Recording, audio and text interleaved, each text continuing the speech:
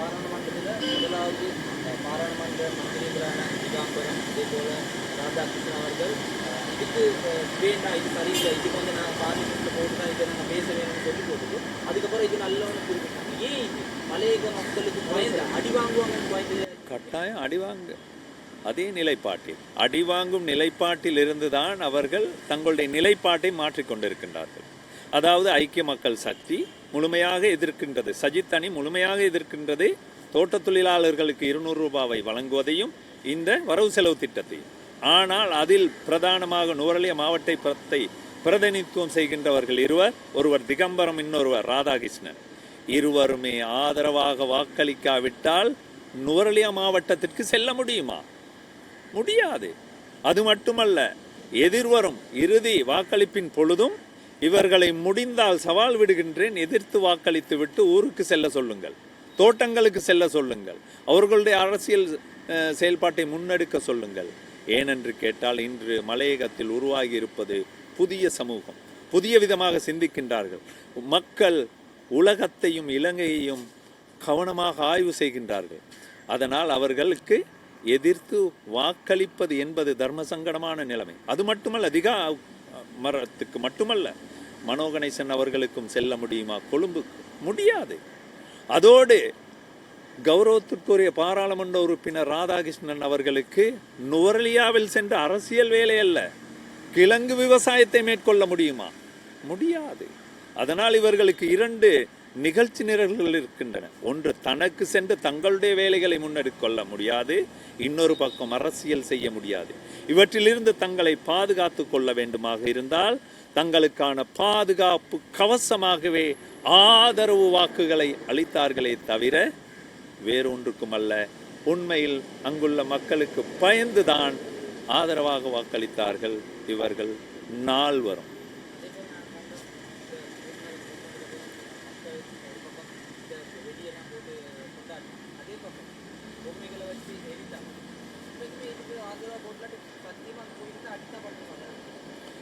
ஏனென்று கேட்டால் மக்களின் எழுச்சி அவ்வாறாகத்தான் இருக்கும். அதாவது கடந்த காலத்தில் இதற்கு நல்ல உதாரணங்கள் இருந்திருக்கின்றன.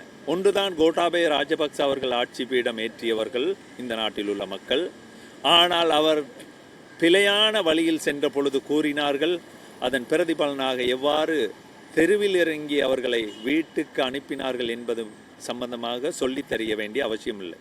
அதனால் இவ்வாறான நிலைப்பாட்டில் இருந்து கொண்டு வரவு செலவு திட்டத்திற்கு எதிராக வாக்களித்து அல்லது தங்களுடைய கடந்த கால நிலைப்பாட்டிலே இருந்து கொண்டு வரவு செலவு திட்டத்துக்கு எதிராக வாக்களித்து தோட்டப்புறங்களுக்கு சென்றிருந்தால் மக்களின் எதிர்ப்பு எவ்வாறானதாக இருந்திருக்கும்? நான் நினைக்கின்றேன், பொம்மைகளை போட்டு எரித்தார்கள், அடுத்து வேறு வேறு பதாதைகளை போட்டு புகைப்படம் அடங்கிய பதாதைகளை போட்டு எரித்தார்கள்.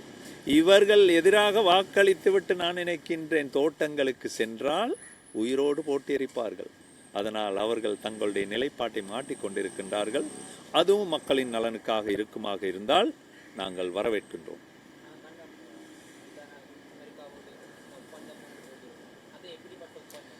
ஆம், இது அமெரிக்காவோடு மட்டுமல்ல, இன்று ஒவ்வொரு நாடுகளுக்கும் தனித்து இயங்க முடியாது.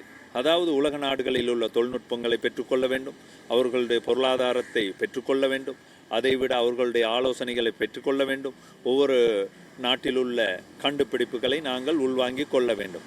அவ்வாறான நிலைமையில் நாட்டுக்கும் நாட்டு மக்களுக்கும் தேவையாகும் நாட்டையும் நாட்டு மக்களையும் பாதிக்காத உடன்படிக்கைகளில் நாங்கள் கைச்சாத்திடுவது பிழை அல்ல. இந்த நாட்டுக்கு ஸ்மார்ட் வகுப்பறை கொண்டு வருவதற்கு இந்தியாவோடு நாங்கள் பேசி அதற்கான உடன்படிக்கையில் கைச்சாத்திடுவது பிழை அல்ல. அதனால் நல்லவற்றை ஆதரித்தும் நாட்டுக்கு பாதகம் ஏற்படாதவற்றை ஆதரித்தும் அவற்றோடு நாங்கள் உடன்படிக்கை செய்வதில் நான் நினைக்கின்றேன்.